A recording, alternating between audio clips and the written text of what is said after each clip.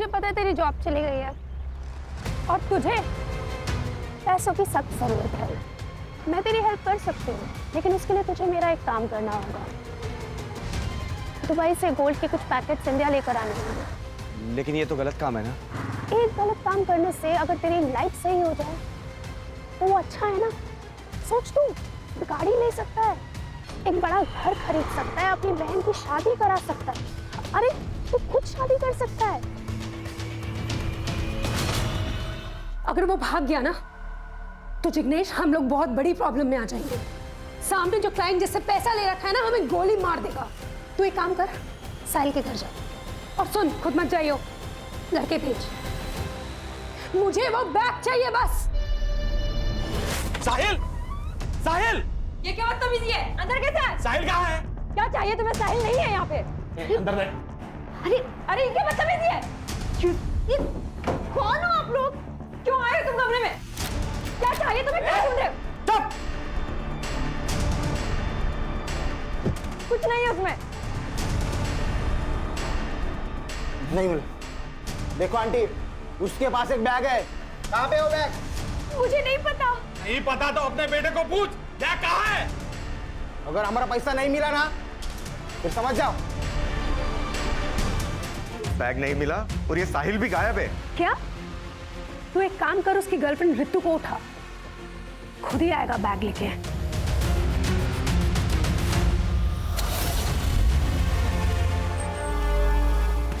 देख साहिल, अगर मुझे मेरा बैग नहीं मिला तो या तो मैं तेरी मैनों को बेच दूंगी या मार दूंगी। साहिल! देखिए, उसे कुछ मत करना। मैं आता हूँ, फिर बात करते हैं।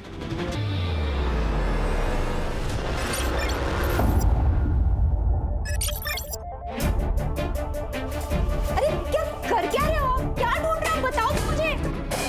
अरे क्या ढूंढ रहे हो आप? बताओ तो मुझे। अरे नाटक मत कर, मेरे को सब पता है। तूने जानबूझ के छुपाया ना। क्या? मेरा मोबाइल। मोबाइल? हाँ, मेरा मोबाइल। अपने पैसे से जुआ खेलता हूँ, तेरे बाप के पैसे से जुआ नहीं खेलता हूँ। आपका मोबाइल आईने नहीं, मैंने छुपाया है। अरे मोबाइल दे। नहीं दूंगा मैं।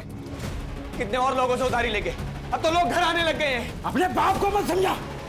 और ये जो घर है ना, ये मैं बनाया है। तेरे को इंजीनियर भी मैं बनाया है। कुछ नहीं किया आपने, जो किया ही नहीं किया है। अच्छा, और आपको क्या? आप तो मेरी मैयत पे भी दारू पी के आएंगे, क्योंकि दारू आपसे छूट नहीं सकती। आपको जो करना है कर लीजिए, मोबाइल नहीं मिलेगा आपका। मोबाइल है मेरा। नहीं देगा मैं। साहिल, मैं देगा मैं मोबाइल। साहिल बेटा! साहिल! साहिल बेटा! कीर्ति, देखना बेटा कहाँ गया है वो। क्यों रो रही है माँ? बबन के पास ही गया होगा। तू टेंशन मत ले, आ जाएगा। तू जानता है अपने बाप को, काय को दिल पे लगा ले रहा है। ये ले पियो। इस जहर को पीने के लिए कह रहा है? इसकी वजह से पूरा घर बर्बाद हो चुका है मेरा। जहर को पीऊंगा नहीं। दारू को जहर नहीं बोलने का, अमृत है अमृत, समझा? और तेरे बाप की वजह से इसको गाली मत दे। साहिल भाई, वो गांव से फोन आया था माँ का, 5000 की जरूरत थी। मैं जल्दी लौटा दूंगा साहिल भाई।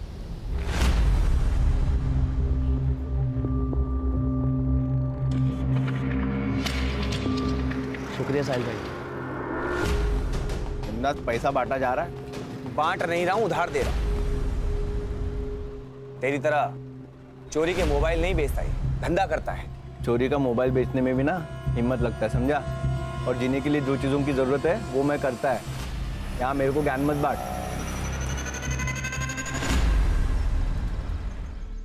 आई, मैं कॉलेज जा रही हूँ। बेटा नाश्ता तो करती जा। नहीं आई, बहुत लेट हो जाएगा।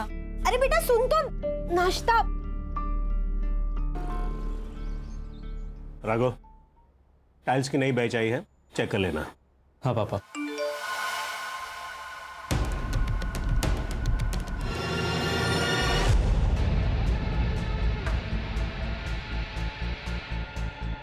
तुम भी गाड़ो। हाँ बस आप लोग कर शुरू करो। इधर ला, मैं भी तो देखूं किससे बातें कर रही है। राघव, फोन दे मेरा। नहीं, मैं नहीं दूंगा। क्या चल रहा है? पापा, आपके लाडली का चक्कर चल रहा है बाहर। ये देखो। तो रोहिणी? नाम भी झूठा सेव किया है, झूठी है ये। पापा मैं आपको बताने ही वाली थी कि वो नाम क्या है उसका? साहिल। क्या काम करता है? पापा लड़का सिविल इंजीनियर है। हम दोनों शादी करना चाहते हैं। अच्छा कमाता है, अलग से रहता है, फ्लैट में रहता है, मुझे बहुत खुश रखेगा। हमारी जात का है ना? हम में से एक है ना? हाँ हाँ, हम में से ही है, सेम कास्ट। तो फिर डर क्यों रही थी? पहले बता देती। और नहीं तो क्या, मुझे तो लगा कि लड़का झुपड़पट्टी वाला रहेगा, इसलिए नहीं बता रही है। लड़के के साथ फैमिली भी अच्छी होनी चाहिए ना। यार बताया ना उसने, फैमिली अच्छी है। बता कब मिला रही है? क्या बात कर रही है? मिलने के लिए बुलाया है? शादी के लिए मान गए बिना किसी तांडव के? वो मैंने ना एक छोटा सा झूठ बोला है। अब क्या बोल दिया?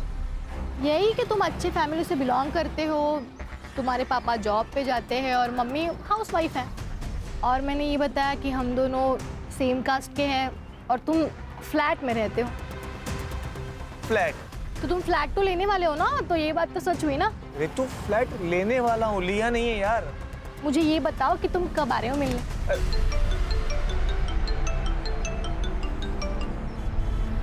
आयशा। साहिल मैंने डिस्टर्ब तो नहीं किया? नहीं बोलना। कुछ नहीं यार, थोड़ा सा काम था, मिल सकते हो?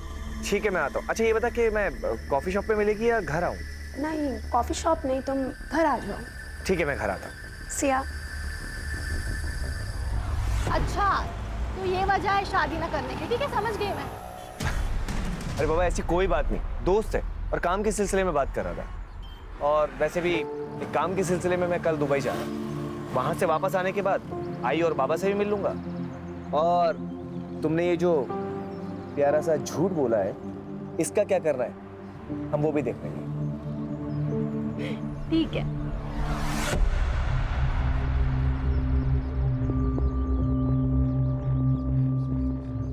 कीर्ति तुम्हारे सेमेस्टर का रिजल्ट आ गया? नहीं आया भैया, आ जाएगा। कितना झूठ बोलोगी तुम हमसे? ये रहा तुम्हारा रिजल्ट और ये रहे तुम्हारे कपड़े।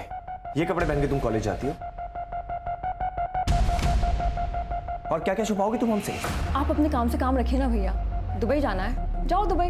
दुबई काम के लिए जाता हूँ, मेहनत करता हूँ और तुम्हारे इस बर्ताव से कुछ हासिल नहीं होगा। देखो मैं हमेशा तुम्हारे साथ। ज्ञान देना है तो माँ को सुनाइए ना, वो सुनेगी। और अगर मेरे लफड़े में टांग अड़ाई ना, तो आपका और रितु का जो गुलू गुलू चल रहा है ना, वो आई और बाबा को बता दूंगी, फिर उन्हें दीजिएगा ज्ञान। कीर्ति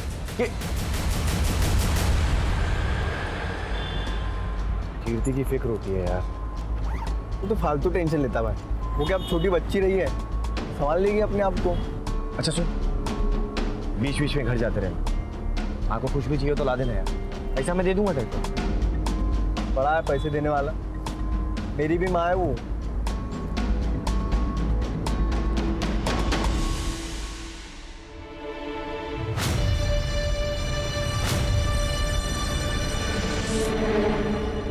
रुपेश, अरे तू कैसा है भाई? ठीक हूँ, तू कैसा है? मैं भी ठीक।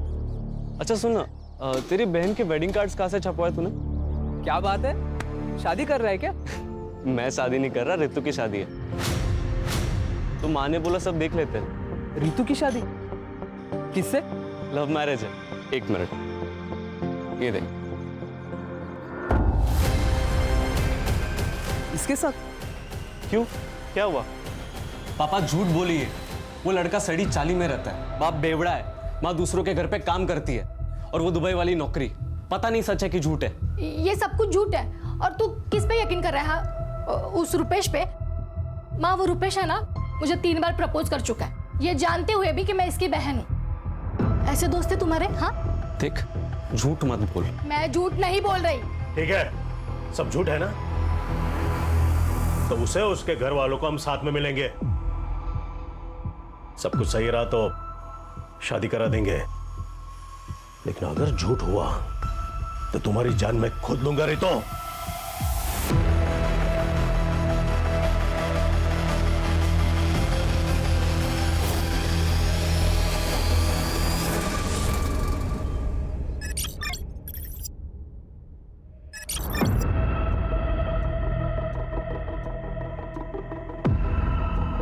ढूंढ रहा है बेटा? आई वो मेरा एक सामान रखा हुआ था, वो मिल नहीं रहा। कैसा सामान? आई एक बैग था लैपटॉप का। मुझे तो कोई बैग नहीं मिला। आई बाबा कहाँ है? अभी तक घर नहीं आए।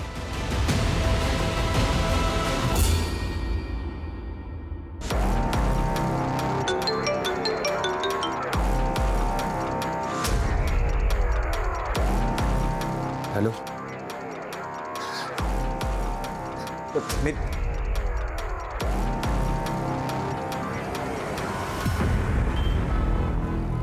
एक हफ्ते से कॉल कर रही हूँ साहिल, तुम कॉल क्यों नहीं उठा रहे थे? एक काम में अटका। साहिल, हमें भागना होगा। क्या?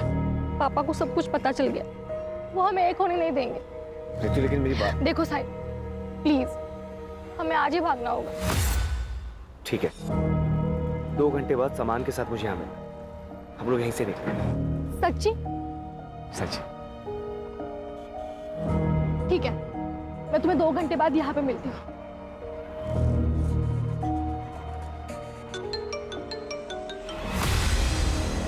हेलो, एक काम था।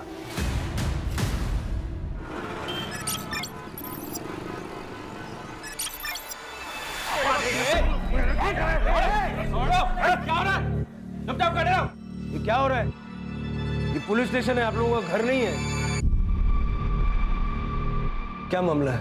सर 2 दिन से इनका लड़का लड़की गायब है और ये लोग अभी आ रहे हैं कंप्लेंट करने, और दोनों ही बालिग हैं सर। सर पहले हमने खुद ढूंढा, बाद में पता चला कि इसका बेटा भी गायब है, तब समझ में आया। मैंने शादी के लिए मना किया, इसलिए इसका बेटा मेरी बेटी को भगा के लेके गया। देखिए, लड़का और लड़की दोनों 18 साल की आयु के ऊपर है, तो अगर वो एक दूसरे के साथ रहना चाहते हैं तो इसमें कानून आपकी कोई सहायता नहीं कर सकता। समझ आ रही है बात? मेरा बेटा मुझे बिना बताए भाग नहीं सकता सर। वो अपने परिवार से बहुत प्यार करता है।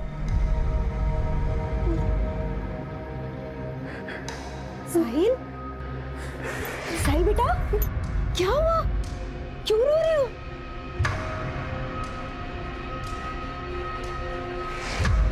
मुझे माफ कर दो बेटा, तुम्हारे बाबा की वजह से तुम्हारी जिंदगी खराब हो रही है। तुम एक काम करो, तुम चले जाओ यहाँ से, दुबई में ही रहो, मैं यहाँ सब संभाल लूंगा। मैं आप लोगों को छोड़कर कहीं नहीं जाऊंगा। देखिए, हर माँ को उसका बेटा सही लगता है। वो बात नहीं है सर, पर उस दिन कुछ लोग आए थे घर पे। साहिल! साहिल! ये क्या बदतमीजी है? अंदर कैसे है? साहिल कहाँ है? क्या चाहिए तुम्हें? साहिल नहीं है यहाँ पे। अंदर नहीं। अरे अरे, ये क्या बदतमीजी है?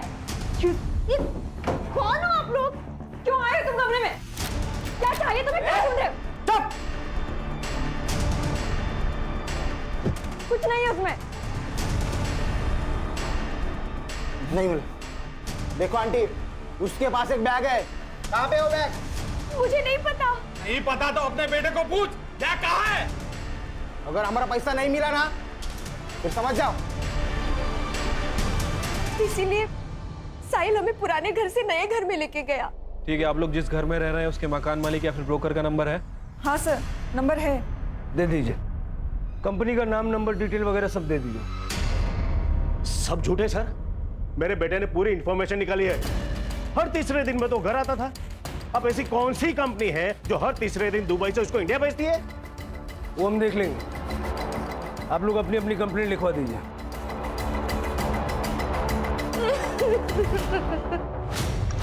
नॉर्मल केस ही लग रहा है सर। लड़का लड़की अपनी मर्जी से भाग गए और अब ये लोग यहाँ आके कहानियां सुना रहे हैं ताकि हम दोनों को ढूंढ दें और ये लोग अपनी मर्जी से उनकी शादियां करवा दें। पहली नज़र में तो ऐसा ही लग रहा है शिरके, लेकिन मेरी गट फीलिंग कहती है कि कुछ और भी है। और जब ये गट फीलिंग आती है ना, तो दिमाग बहुत तेज़ी से दौड़ता है। दोनों का सीढ़ियाँ निकालो और लास्ट लोकेशन निकलवाओ, और जिस बिल्डर ने इनको फ्लैट बेचा ना, उसको बुलाओ। सर ये वाला फ्लैट दिखाया था मैंने। क्या प्राइस होगी इसकी? 55 लाख। और वैसे भी सारा पैसा कैश में पेमेंट करने वाला था। सारा पेमेंट कैश में करने वाला था? जी, कई लोग लेते हैं इसे, तो मुझे लगा ये भी ले रहा होगा। और इतना ही नहीं, उसने 7 लाख रुपए मुझे एडवांस भी दिया, लेकिन हाँ, वापस ले लिया। कब की बात है? सर ये 1 तारीख को उसने मुझे पैसे दिए और 4 तारीख को रिटर्न लिया। तो तुमने पूरा पैसा वापस भी दे दिया? हाँ सर, क्या करता भी, देना तो था ना, लेकिन 5% एज पर पॉलिसी मैंने अपना कट करके दिया। और कहाँ दिया? साहब मुझे क्या पता, दिए होंगे पैसे, मुझे तो चाय बनाने से फुर्सत नहीं है। 9 बजे की बात है ये, और तू कह रहा है कि तू 7 बजे ही बंद करके चला गया था। साहब मैं सच बता रहा हूँ, मुझे कुछ नहीं पता। हाँ राणे, ठीक है हम लोग आ रहे हैं।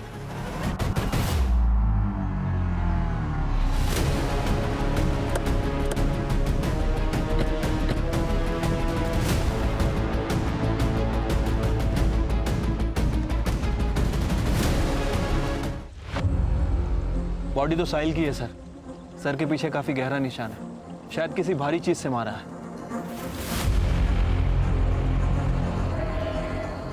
सर आसपास के एरिया में कुछ नहीं है, चेक किया मैंने। बॉडी को पोस्टमार्टम के लिए भेजो और फॉरेंसिक टीम को बुला लो। Okay sir. आपकी गट फीलिंग सही थी सर। ये केस जितना सिंपल दिख रहा है उतना है नहीं। वो बिल्डर के स्टेटमेंट के हिसाब से वो बिल्डर साहिल को 55 लाख में घर बेचने वाला था, और ये सारी डील कैश में होने वाली थी सर।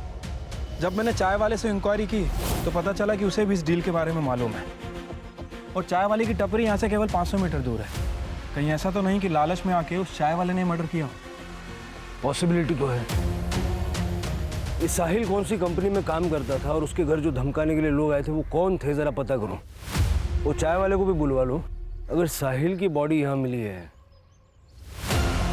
तो क्या रितु को भी?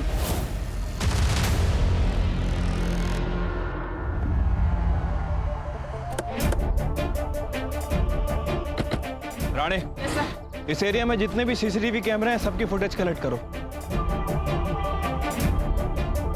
क्या भाई, सुना है आजकल पैसे वैसे उधार ले रहा है? साहिल से भी पैसा लिया था ना? हाँ साहब, पर मैं जल्दी लौटा दूंगा सबका पैसा। जिसका पैसा नहीं लौटाता उसका मर्डर कर देता है ना? नहीं साहब, क्या बात कर रहे हो आप? मैंने कुछ नहीं किया। कुछ नहीं किया? हाँ साहब। ले चलो इसे। नहीं साहब, साहब मेरी दुकान, साहब मेरी दुकान।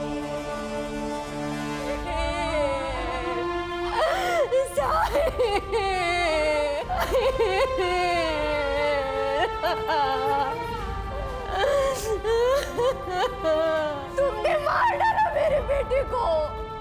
तुम्हारी शराब और जुए की आदत ने मार दिया मेरे बच्चे को, मार दिया, मार दिया।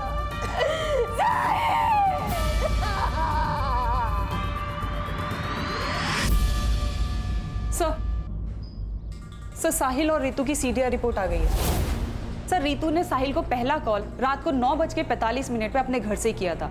सर दूसरा कॉल 10:34 पे हाईवे से 2 किलोमीटर दूर ढाबे के आसपास से किया था। सर तब भी साहिल की लोकेशन टपरी की थी। सर मैंने चाय टपरी के आसपास जितने भी सीसीटीवी कैमरे थे सबका फुटेज चेक किया सर, कुछ भी सस्पिशियस नहीं मिला है। एक काम करो, रितु के घर से चाय टपरी तक और साहिल के घर से चाय टपरी तक जितने रास्ते हैं सबका सीसीटीवी चेक करो, देखो दोनों नजर आते हैं क्या। ठीक है सर एक बात और, रितु की मां आरती ने रितु को रात 9:30 बजे कॉल किया था। फिर उसके बाद 10 से 11 के बीच में रितु के पिता जालाराम ने उन्हें कॉल किया था। फिर उसके बाद उसके पिता का फोन बंद हो गया था और कुछ मिनट बाद रितु का भी फोन बंद हो गया। ऑनर किलिंग पॉसिबल है सर। वैसे भी ये जालाराम थोड़ा रिलीजियस आदमी है, मुझे नहीं लगता कि वो इंटरकास्ट मैरिज को किसी भी हाल में एक्सेप्ट करता है। इन सबके सीडीआर निकालो और पूरे परिवार पे नजर रखो। हो सकता है कि रितु जिंदा हो और इन लोगों ने उसको कहीं छुपा के रखा हो।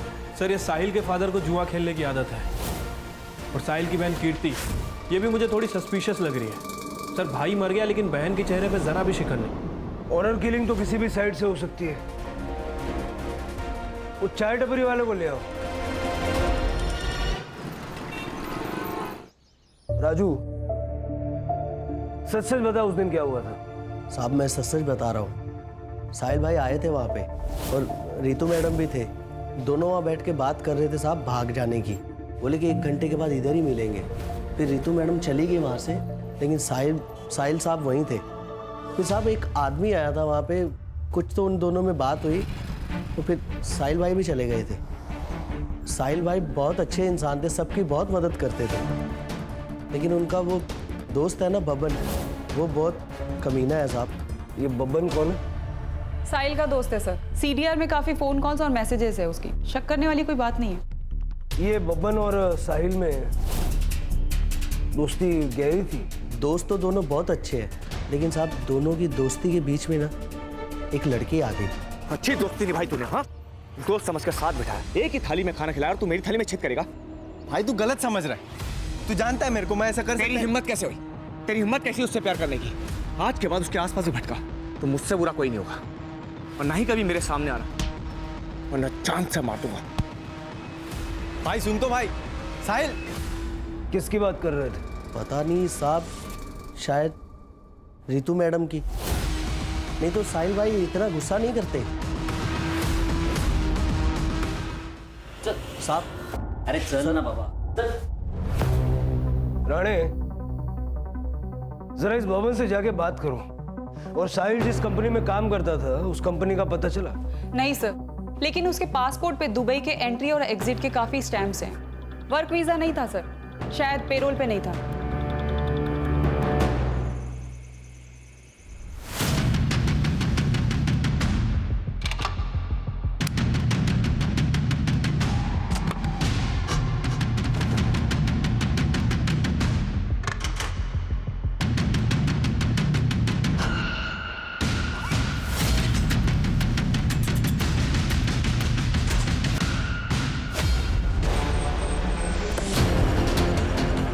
ये ऋतु और साहिल का फोटो दिखा के जरा आसपास पता करो।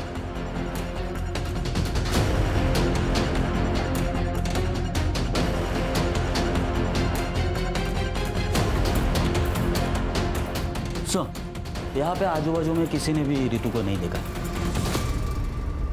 हाँ चिरके, बोलो। सर, ऋतु के फोन की लास्ट लोकेशन जहाँ एक्टिव थी हम लोग वहीं पे आए हैं, बट अभी तक ऋतु के बारे में कोई लीड नहीं मिली है। तो उस एरिया का सीसीटीवी चेक करो, वहाँ रितु या फिर कोई सस्पिशियस एक्टिविटी नजर आ रही है क्या? देखो। सीसीटीवी तो काफी मुश्किल है सर, क्योंकि एरिया भी काफी सुनसान है और आगे जंगल भी है। फिर पूरा एरिया सर्च करो, क्योंकि अगर रितु के साथ कुछ हुआ है तो उसी ढाबे के आसपास कुछ हुआ है। साहिल, हमारी शादी तो होगी ना? शादी? हमारी शादी तो हो चुकी है ना? कब?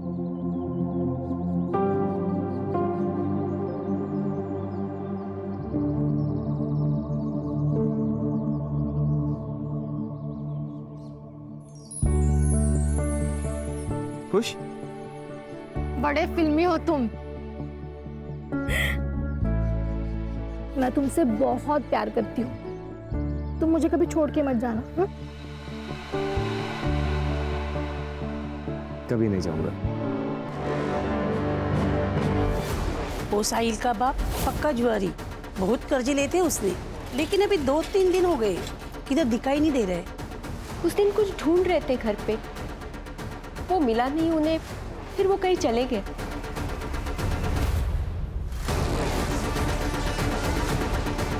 मैडम, दोस्त था वो मेरा। जब से पता चला मैडम, मैं घर से बाहर नहीं निकला। जो कोई भी है मैडम, उसको पकड़ो आप और सजा दो मैडम उसको। सर, मैंने साहिल की सीडीआर रिपोर्ट में हर एक नंबर को बारीकी से चेक किया है। एक नंबर है सर असलम परवेज का, हिस्ट्री शीटर है सर, 2 मर्डर केस में अंदर जा चुका है, अभी पेरोल पर बाहर है। सर, ये साहिल के जॉब की कहानी कुछ समझ नहीं आ रही, कुछ गड़बड़ लग रही है सर। हो सकता है कि साहिल किसी इलीगल काम में इन्वॉल्व था और उसके पास कुछ पैसा भी था। जैसा कि साहिल की माँ ने कहा था, कुछ लोग घर आए थे धमकाने, ये वही लोग होंगे जिनको साहिल का पैसा चाहिए था। हो सकता है सर। सर, ये कुछ बैंक रिपोर्ट्स की डिटेल्स है। सर, साहिल की बैंक अकाउंट डिटेल्स है। पिछले 2 महीनों में 3 बार ट्रांजैक्शन हुए हैं। एक बार 2 लाख रुपए, एक बार 3 लाख रुपए और एक बार 5 लाख रुपए डिपॉजिट हुए। कौन है ये दाता? हम 3 ट्रांजैक्शंस की बात करेंगे। तुमने साहिल को पैसे ट्रांसफर किए थे, क्यों? सर, वी वर क्लासमेट्स, अच्छे दोस्त हैं हम। ही नीडेड अ लोन, मैंने उसको दे दिया और उसने कहा था कि वो वक्त पे पैसे वापस कर देगा। इसके अलावा कुछ नहीं। पक्का ये पैसे दोस्ती में भेजे थे ना, या कोई और बात थी? Sir, I have nothing to hide. और भला मैं क्यों झूठ बोलूंगी? आप उसकी गर्लफ्रेंड रितु से क्यों नहीं पूछते? रितु खुद गायब है।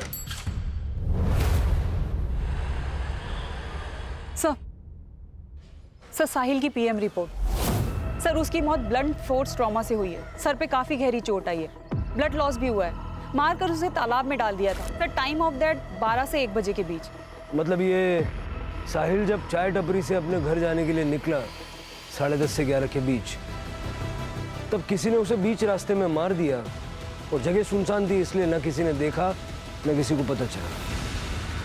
सर साहिल के घर की तलाशी लेते हुए डायरी मिली है और सर इस डायरी में कुछ अजीब से नंबर लिखे हैं। शायद फ्लाइट टिकट्स हैं या फिर कोई अमाउंट है। ये देखिए F2GA 17322, F8GA 24422, F5GA 20522। ये फ्लाइट का PNR तो नहीं लग रहा। शायद ये F स्टैंड्स फॉर फ्लैट और ये हो सकता है कि लेन देन की अमाउंट है। लेकिन सर ये साहिल इतना पैसा लाता कहाँ से था? सर वो जॉबलेस था तो दुबई से इतना ट्रैवल कैसे कर लेता था? अगर स्मगलिंग करता तो एयरपोर्ट पे पकड़ा जाता। कस्टम्स ऑफिस में जाके पता करो। ठीक है सर।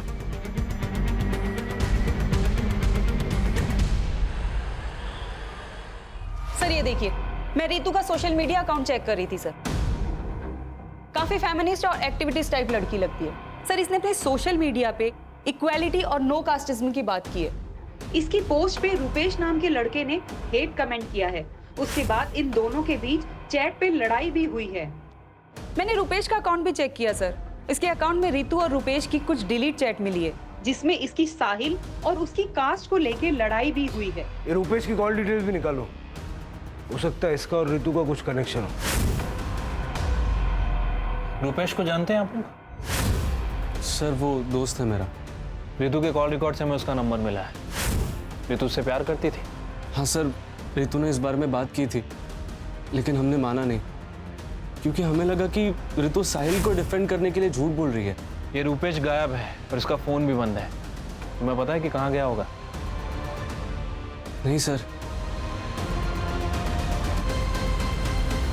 ठीक है, कुछ फोन वगैरह आए तो डायरेक्ट इन्फॉर्म करना। ठीक है सर।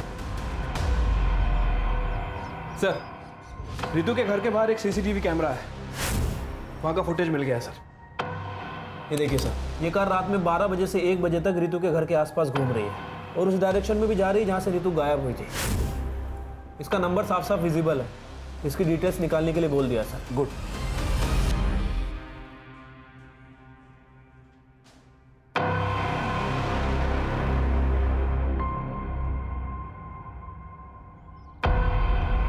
सर वो गाड़ी जिग्नेश रोड़ा के नाम पे रजिस्टर है। जिग्नेश रोड़ा? ये नाम कहीं सुना हुआ लग रहा है। सर ये जिग्नेश मनी लॉन्ड्री के चक्कर में कई बार अंदर जा चुका है। 2 साल पहले आपने इसे एक केस में अंदर किया था। तो बाहर निकलते इसने धंधा चालू कर लिया। सर मैंने कस्टम ऑफिस में साहिल के बारे में इंक्वायरी की है। उनका कहना है कि उन्हें शक है कि साहिल दुबई से गोल्ड स्मगलिंग करता है। और इतना ही नहीं सर, उसके साथ एक लड़की भी इन्वॉल्व है। ये उसका फोटो है। आयशा? अब समझ में आ रहा है इसका गेम।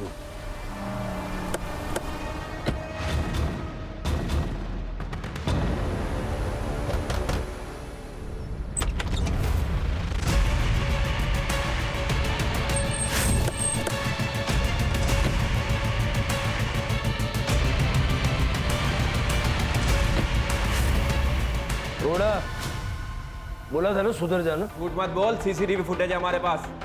तेरे कॉल रिकॉर्ड बता रहे हैं कि 4 तारीख को तूने आयशा को फोन किया था, ठीक वहां से जहां से रितु गायब हुई थी। देख, साहिल और आयशा के खिलाफ कस्टम ऑफिस से सबूत मिल चुका है। अब सीधे सीधे बोल, वो लोग कहां पे हैं? बताता था, सब बताता।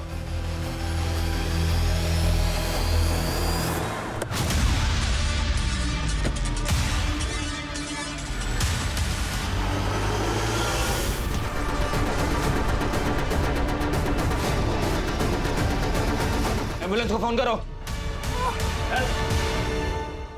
आपके खिलाफ हमारे पास 2 एविडेंस है। यह है कस्टम ऑफिसर्स की रिपोर्ट। इसमें साफ साफ लिखा है कि आप और साहिल दुबई से गोल्ड स्मगलिंग करते थे। और ये आपकी कॉल रिकॉर्ड। इससे साफ पता चलता है कि 4 तारीख को आप रितु के घर के आसपास मंडरा रहे थे। अब सीधे ये बताइए कि क्यों मारना चाह रही थी रितु को? देखिए सर, साहिल मेरे लिए दुबई से गोल्ड की स्मगलिंग करता था मुझे पता है तेरी जॉब चली गई है और तुझे पैसों की सख्त जरूरत है। मैं तेरी हेल्प कर सकती हूँ, लेकिन उसके लिए तुझे मेरा एक काम करना होगा। दुबई से गोल्ड के कुछ पैकेट्स इंडिया लेकर आने होंगे। लेकिन ये तो गलत काम है ना। एक गलत काम करने से अगर तेरी लाइफ सही हो जाए तो वो अच्छा है ना। सोच, तू गाड़ी ले सकता है, एक बड़ा घर खरीद सकता है, अपनी बहन की शादी करा सकता है। अरे तू खुद शादी कर सकता है।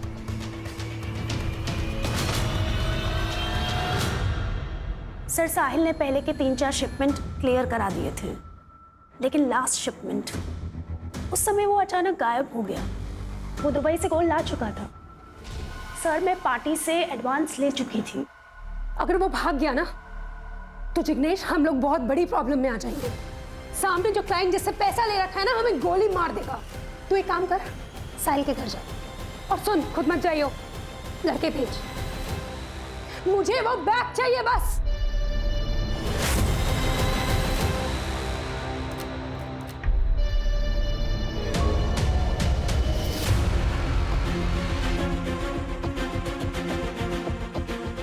बैग नहीं मिला और ये साहिल भी गायब है। क्या?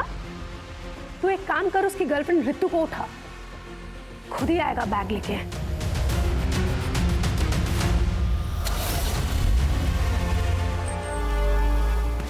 देख साहिल, अगर मुझे मेरा बैग नहीं मिला तो या तो मैं तेरी मैनों को बेच दूंगी या मार दूंगी। देखिए, उसे कुछ मत करना। मैं आता हूँ, फिर बात करते हैं। पर वो नहीं आया। रितु ने हमारा चेहरा देख लिया था, इसलिए हमें लगा हमें से मार देना चाहिए। साहिल को क्यों मारा? सर, हमने साहिल को नहीं मारा। अगर साहिल हमें मिल जाता तो हम रितु को किडनैप ही क्यों करते?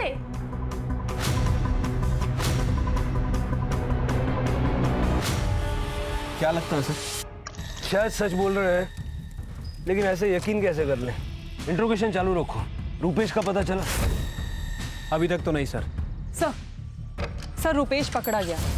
उसके बैंक ट्रांजैक्शन पे हमारी नजर थी सर। उसने लोनावला के पास एक होटल पे अपना कार्ड स्वाइप किया था। हमने लोनावला पुलिस स्टेशन से कोऑर्डिनेट किया, वो लोग यहाँ लेके आ रहे।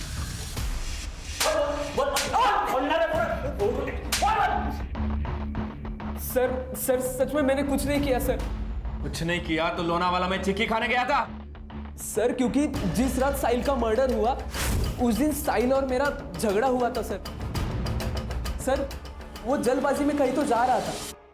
ए रुक, तूने रितु के साथ जो भागने का प्लान बनाया ना वो कैंसिल कर दे।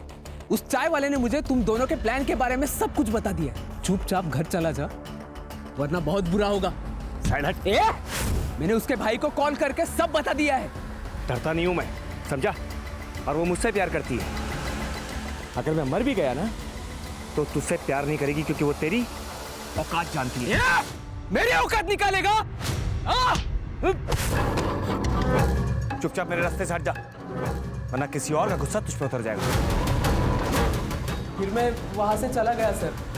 मुझे लगा कि मैं पकड़ा जाऊंगा, सब लोग मुझ पे शक करेंगे सर, इसीलिए मैं भाग गया। मैं सच बोल रहा हूँ सर। अब जब तक तेरी कहानी सच है या झूठ पता नहीं लगता, तब तक तू ये रहेगा।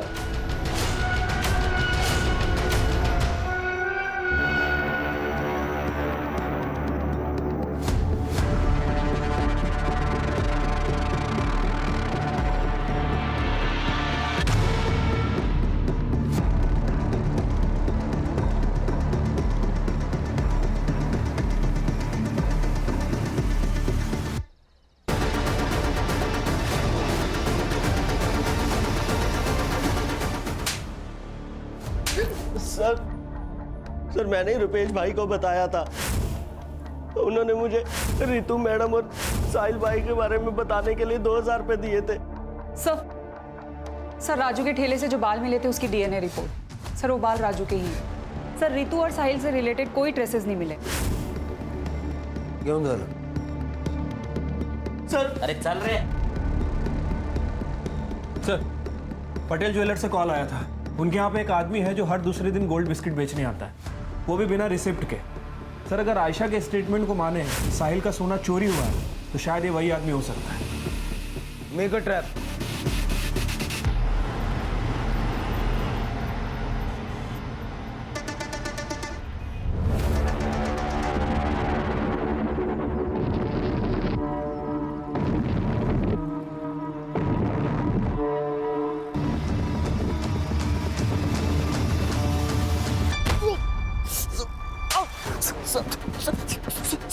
सीधा खड़ा रहे। मैं सब बताता है बता। सर मैं और कीर्ति एक दूसरे से लव करते हैं सर, हम लोग शादी भी करना चाहते हैं, लेकिन हमको पता था साहिल मानेगा नहीं। हम लोग सोचे पैसा वैसा जमा करके यहाँ से निकल जाएंगे, लेकिन सर इतना पैसा कहाँ से लाता मैं। लेकिन मेरे को शक था कि साहिल कुछ लपटेबाजी वाला काम तो कर रहा है। एक दिन वो बैग वैग लेके आया, सीने से लगाया हुआ था सर। मेरे को डाउट हुआ कुछ तो गड़बड़ वाला काम है। जब वो घर पे नहीं था सर तो मैं कीर्ति से मिलने घर पे चला गया।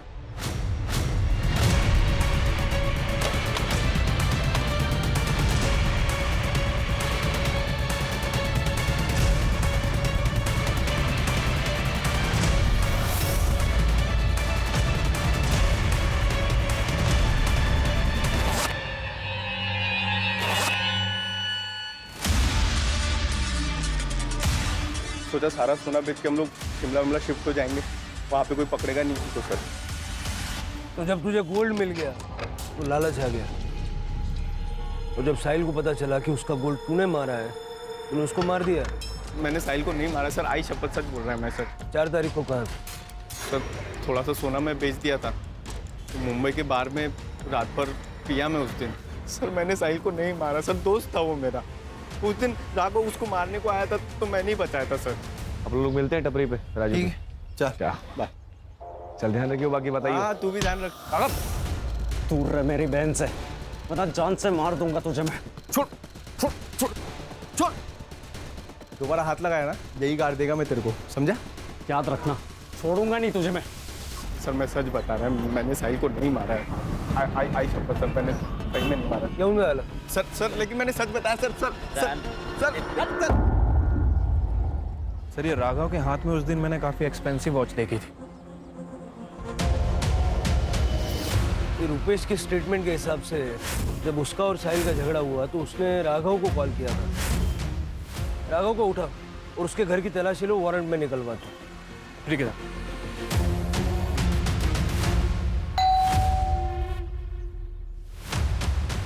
पूरा कमरा अच्छे से चेक करो।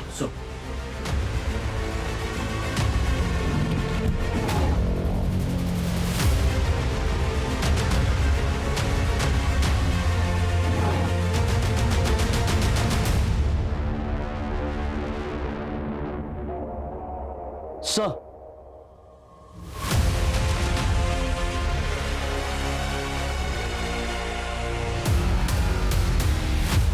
जो पैसे गौरव ने साहिल को दिए थे वो पैसे हमने तेरे घर से बरामद किए। चल तब बता क्यों और कैसे मारा? सर हम लोग सोसाइटी में रहते हैं, हमारा लोगों के साथ उठना बैठना रहता है। अब ये निचली जाति वाला हमारी बराबरी करेगा, इस बात से लोग बातें करने लगे थे। और ये मेरी बहन घूम रही थी उस साहिल के साथ, गुस्सा आ रहा था मुझे। और उस रात मुझे रुपेश का कॉल आया। हाँ रुपेश बोलना। तेरी बहन और साहिल आज रात को भागने वाले हैं। कहाँ है तू?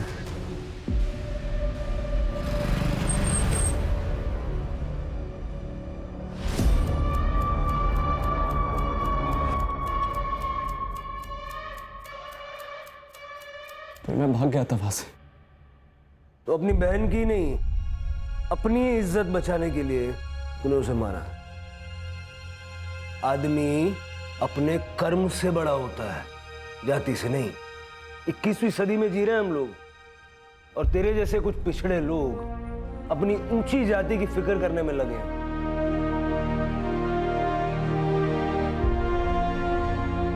बच्चों पर होने वाले संस्कार उनका भविष्य तय करते हैं। अगर आप दोनों ने राघव के मन में ये जाति, ऊंच नीच, अमीरी गरीबी ऐसी बातों का जहर न बोया होता तो बड़ा होके ये क्राइम नहीं करता। इस क्राइम में आप दोनों भी बराबर के हिस्सेदार हैं, ये बात आपको पता होनी चाहिए।